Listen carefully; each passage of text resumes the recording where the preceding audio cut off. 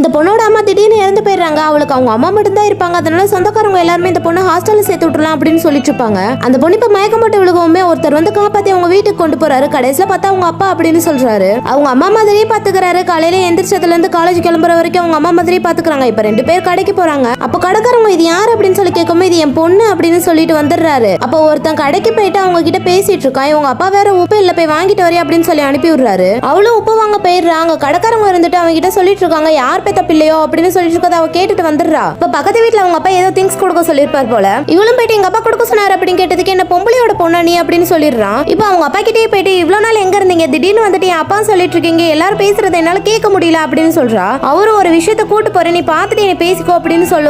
அவங்க அப்பா ஒரு கூத்தாடி அப்படின்றது தெரியுது. அவரு இதுதான் எனக்கு சின்ன வயசுல இருந்து சோறு போடுது, நான் எப்படி இருந்தேன்னா அப்படியே உன் அம்மாவை ஏத்துக்கிட்டான். ஆனா நான் பொம்பளை வேஷம் போடுறதுனால உன் அம்மாவை தப்பு தப்பா பேசினாங்க, அதனால அவளுக்கு எதுக்கு கஷ்டம்னு சொல்லிட்டு நானே விலகி வந்துட்டேன் அப்படின்னு சொல்றாரு. அவளும் நம்ம அப்பாவை தப்பா நினைச்சிட்டோமே அப்படின்னு சொல்லி அழுதுட்டு இருக்கா. அவங்க அப்பாவை அந்த டோரை பூட்டிட்டு இதனாலதான் உங்க அம்மாவே இழந்தே உன்னை எனக்கு விரும்பல, நான் இனிமேட்டு கூத்தாட போக மாட்டேன், ஏதாச்சும் வேலை பார்த்து உன்னை காப்பாத்திக்கிறேன் அப்படின்னு சொல்றாரு. அவங்க அப்பாவும் ஒரு பேக்கரியில தான் வேலை பார்த்துட்டு இருப்பாரு. அப்ப ஏதோ அவங்க அப்பா சவுண்ட் கேக்குதுன்னு இவ்வளவு உள்ள போய் பார்த்தா அவங்க அப்பா அடி வாங்கி வேலை பண்ணிட்டு இருப்பாரு. அதை பார்த்தா அவளுக்கு சுத்தமா தாங்கிக்கவே முடியல. இப்ப வீட்டுக்கு வந்துட்டு அவங்க அப்பா கிட்ட மன்னிச்சாங்கப்பா, நான் பண்ணதுதான் ரொம்ப தப்பு அப்படின்னு சொல்லி சாரி கேக்குறா. அவளே அவங்க அப்பாவை கூட்டு போயிட்டு அந்த பூட்டின டோரை திறந்து விட்டு பொண்ணு வேஷம் போட்டு நீங்க பழைய மாதிரியே இருங்க, எனக்காக எதுவும் மாத்திக்க வேணாம் அப்படின்னு சொல்லிட்டு அவரை கோயில்ல கூப்பிட்டு ஆட வச்சுட்டு வீடியோ எடுத்துட்டு இருக்கா. அதனால கிண்டல் பண்ண எல்லாருமே வந்து பாக்குறாங்க. இவருக்கு வெளியூர்ல இப்ப 2 நாள் வேலை வந்திருக்கும், அதனால போயிருப்பாரு. இப்ப எல்லாருமே சேர்ந்து அந்த பொண்ணை பாத்துக்கிறாங்க புரிஞ்சுக்கிட்டு.